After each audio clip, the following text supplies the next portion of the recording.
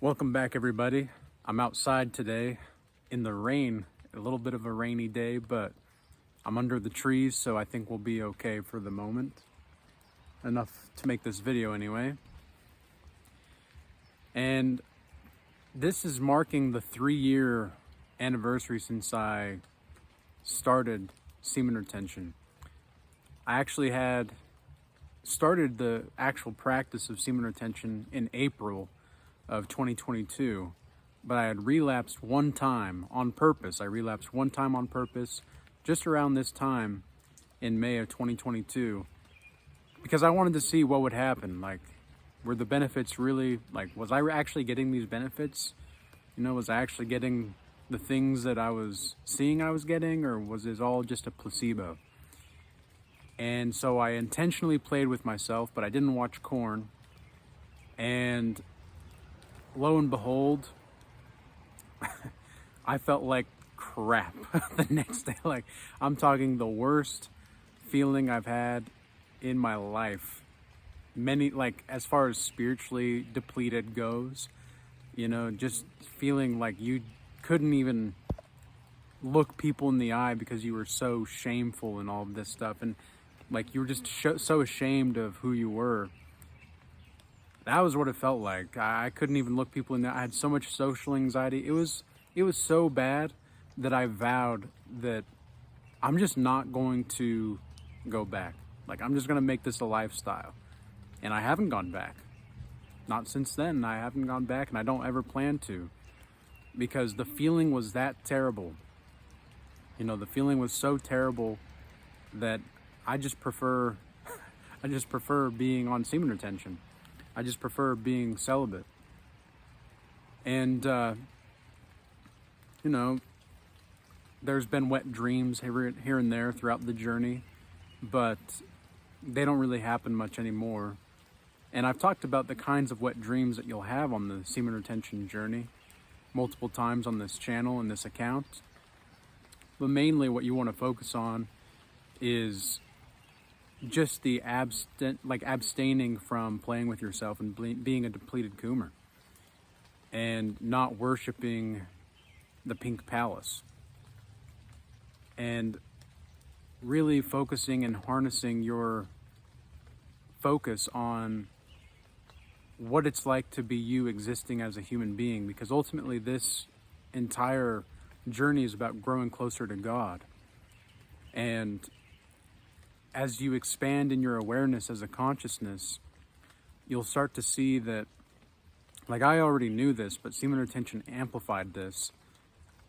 It's like, the more you feel less like the person on the outside, or the outside looking in, and you're more on the inside looking out,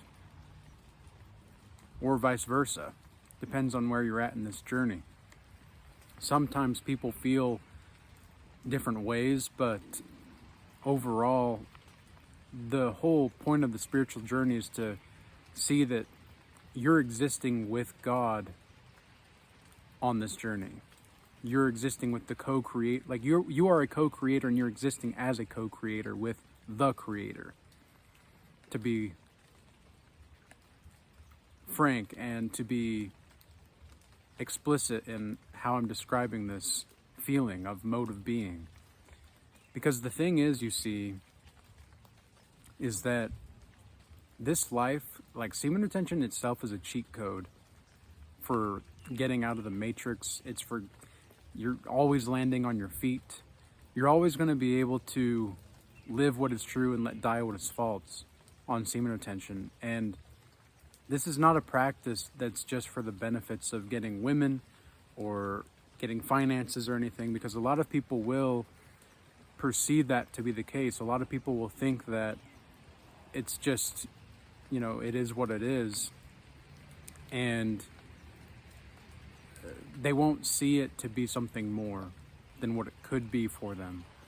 And these are going to be the people that they're not understanding what semen retention really is about. They're not understanding the infinitudes of what could actually occur with you on this journey. They do not understand the proclivity that people have toward a richness of life, an inner richness. And this inner richness of life is found just by simply noticing what it's like to be you. And you can do this with meditation and prayer. What I say is meditation is noticing what it's like to exist as a human being. Because you're realizing that you're a soul existing through and experiencing a human body. You're not a human body existing as a soul. You're not a human body existing in the world. You are a soul existing in the world, with the body and with a mind. And this is very powerful. This is a very powerful realization. And the more you go on this journey, the longer you go, it's the more fruitful the practice becomes. And you don't even, like, of course you're always going to have lustful temptations as a man. I don't think, some people will say that you can actually get to a point to where you have no temptations. I don't think that's true. I think you're always going to have temptations as long as you have a physical body. It's like you're seeing it from a distance, right? It's like you're on an airplane looking down at the trees of temptation, and you don't see them as, like, you know, right up close and personal. Like the trees of temptation are just way more, I don't know why I'm saying trees of temptation. It's more like, I don't know, not magnetic, but like machines. They're more machine-like. Because anything that has to do with temptation is of the flesh or is of the matrix. And so that's why I say it's more like machine-like. Because trees are actually quite pure, like as far as a living life form. Trees are quite pure, actually. But you get the point here. The point is that the temptations are not going to be as direct and as harsh when you actually have a sense of distance from them. And when you're able to practice seeing, because it's like you're living in a new dimension, right? Think about the way that dimensions are set up. In the first dimension, if there's only one dimension, I don't really have like a paper or anything, but if you have one dimension, you can only move back and forth, right? But if you have two dimensions, you can move back and forth and up and down. But if you have three dimensions, well, now you can move back and forth, up and down, and side to side. Well, now imagine what it would be like to live in like a fourth dimension. Because we live in the third dimension, right? But imagine what it would be like to live in the fourth dimension. Well, it's hard to do such a thing because we don't live in the fourth dimension, but there would be an additional quality to the dimension, right? That's what it's like sometimes to live in the soul when you're on semen retention. It's because things just start to happen. You'll start to experience more synchronicities. And anybody that doesn't know what a synchronicity is when there's a meaningful coincidence that happens in your life. And that meaningful coincidence is usually the Holy Spirit trying to guide you. Some people see this through angel numbers, which I think there's a time and a place for angel numbers, but sometimes you don't need them. Like, I've gotten to a point to where I don't need them anymore. Some people see synchronicities in just the things that people say, because the Bible does talk about how God speaks to us through godly people. And sometimes it's like things will happen where it's just like too coincidental and in a meaningful way. Like some situations like you might have at your job and then you might have in your relationship. Like, what I've also noticed with semen retention is that everything compounds upon itself more rapidly. Like, you can't lose. because you're retaining your energy. Like, you cannot lose, because you're not just giving away your energy all the time to anybody and everybody. And so if somebody's able to really share something meaningful and true with you, you're going to be able to appreciate it more on semen retention. That's just been my experience, and a lot of people's experiences that have reached out to me over the couple years that I've been doing these videos. And I think that relationships are some ways easier, some ways more difficult with semen retention. And the reason being is because you start to see through people a little more. You start to see through people, and you start to see that not everybody truly has good intentions. And people are draining your energy constantly sometimes. Like, some of these jealous people out here, these envious people, man, they can be so freaking draining, man. Like, even just being around them can feel like a vortex is trying to suck your life away. It's because they're parasites. Like, y'all have seen parasites in those praying mantises and whatnot. And then if you stick the mantis in the water, then the parasite like has to come out because it's basically drowning. Yeah, that's a spiritual symbol of what happens when a person who does not have themselves, because a lot of people have a lot of things. A lot of people that I know have a lot of material things. And they think that they have like this understanding of spiritualism, like it's an ism for them, right? But they don't actually have themselves, because they're not actually practicing purity. And I'm not saying that you have to practice purity forever. Like, I think it should be, if you're going to be in a relationship down the line, for example, if you're going to be in a relationship with a woman and you want to practice semen retention, I don't think there's anything wrong with that. Just talk to her about that. And talk to her about like, hey, I think we should go like 1 or 2 weeks or a month, however long you need to get closer to God. You know, that's, a lot of people will say, well, you know, are you just saying that you shouldn't have sex ever? It's like, no, I'm not saying that. I'm just saying that you shouldn't, I don't think that it's, how do I say this appropriately?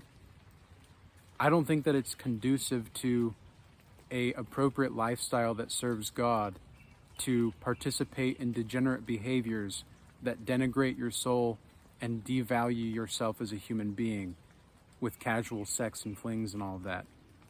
That's what I mean. That's why I practice semen retention. That's why I encourage men to practice semen retention, because there's just nothing like it. Like, you cannot describe this feeling. And some people will say, oh, well, I've gone 2 months, you know, on semen retention. I haven't felt any benefits. Okay, why are you doing semen retention? Well, to get girls. What do you want me to say? Like, if you don't have true pure intentions with the practice, you're not trying to get close to God, you're not trying to be pure, you're just trying to get more material things. Like, you think God's going to reward you for that? And some people that have practiced semen retention have reached out and they say, well, I don't believe in God, and I'm not getting the benefits of semen retention. It's like, well, okay, so why are you practicing semen retention? Well, because I want girls and money. It's not how the universe works. It's not how God made this reality to work, bro. Like, it just doesn't work that way. And, you know, you're wondering, like, why doesn't it work? And yet you don't want to change the thing that you know you need to change, which is your faith. It's your faith. It's not about just trying to achieve things. Man, like, you know what's crazy? Probably about 2 years ago, I decided to stop trying to achieve things and to just start living more, like, because I thought, you know, when I first followed Christ over 3 years ago now, 3.5 almost, when I first started to follow Christ, I thought that I had to achieve things to make him proud, to make him pleased. And that's true to some degree. Like, faith without works is dead. But it's just faith that gives you salvation. It's not, I don't preach works will save you. I preach faith. And because that's what Jesus taught. Like, Jesus said, your faith has made you whole, right? Many times he said this kind of stuff and very many times on occasion to people that thought it was their works or thought that it was certain things, and it just wasn't. It was their faith. And so it's just funny because people think that, oh, well, if I'm going to be on semen retention, then I'm automatically going to get benefits. It's like, if you're not connected to your spirit, your body's it's going to take some time to catch up. It's going to take a lot of time to catch up, especially if you don't have true and spiritual intentions. You are an interdimensional being. You are an interdimensional being. You are way cooler than you think you are. You are way more than you think you are. You were made by God. You're amazing. Somebody, I don't know if you've never heard that before, but now you've heard it. The thing is, the biggest thing that I've taken away from this practice is to just be. You don't have to try to achieve things all the time. You can just move in your intuition and instincts, and you'll figure it out. Like, when you're on the path of uncertainty, that's a good likelihood that you're on the path that God wants you to be on. And it's not because you're taking too many risks. So I'm not saying that you should take uncalculated risks. But it's like you probably want to live a life that is fulfilling, right? You probably want to live a life that is full of prosperity. You probably want to live a life where you enjoy what you're doing, right? Like, assuming, maybe I'm assuming too much here, but I don't think so. And if you want to do these things, have you ever just tried to live? You all could have lived. You could just have been living. But instead you were trying to strategize here. You were trying to get this here. You were trying to get that there. You're trying to have a this to get a that. You could have just been. You could just be, man. You could just be. You don't have to think too much about it. And that's, I think, the biggest takeaway that I've had from this practice. But I hope that this message was useful and insightful and encouraging to people out there. I don't count wet dreams as relapse, by the way. I probably ought to have mentioned that at the beginning. I don't count wet dreams as relapse because you're unconscious, man. You're unconscious. And I'm not saying that you should, again, you should never have sex. I'm just saying, if you're going to, be in a relationship with somebody that you want to have a family with. Ideally, right? That's what God made us for. He didn't make us to just go be a degenerate in the club every night or whatever on the weekends. He didn't make us for that. He made us for something more. But I think I got everything that I wanted to talked about in this video. It's starting to rain a little bit more now, so I'll probably get going inside and then head to the gym after this. Oh man, that's another thing I just thought about is the gym. You get the gym gains and the benefits, right? The gym bros. I'm not a gym bro. I think it's really good to live an active, healthy lifestyle. And it's getting kind of cold. My lips are starting to go a little bit numb. But I think it's important to live an active, healthy lifestyle. But I don't think that we should go super hardcore and plan everything, right? Strategize everything. It's I get it. We live in the world, but you can just live and you can just be, man. You can just be. It doesn't need to be too complicated. Eat right, live well, and prosper, because that's what we're going to be doing. That's what we're here to do. We're here to replenish and multiply the earth, right? or multiply and replenish the earth. Yeah, according to Genesis. So with all that being said, if you do want to join the Regal Change Academy group that we have, by the way, it's an online academy and community. So it's an all-in-one course platform and community platform. And if you want to schedule a free 15-minute call with us, one of the team members for the Regal Change Academy, you can check out the links in the description box below for a 15-minute call where we just talk about what the academy is about, what we expect from people in the academy, what you're going to be expecting in the academy, etc.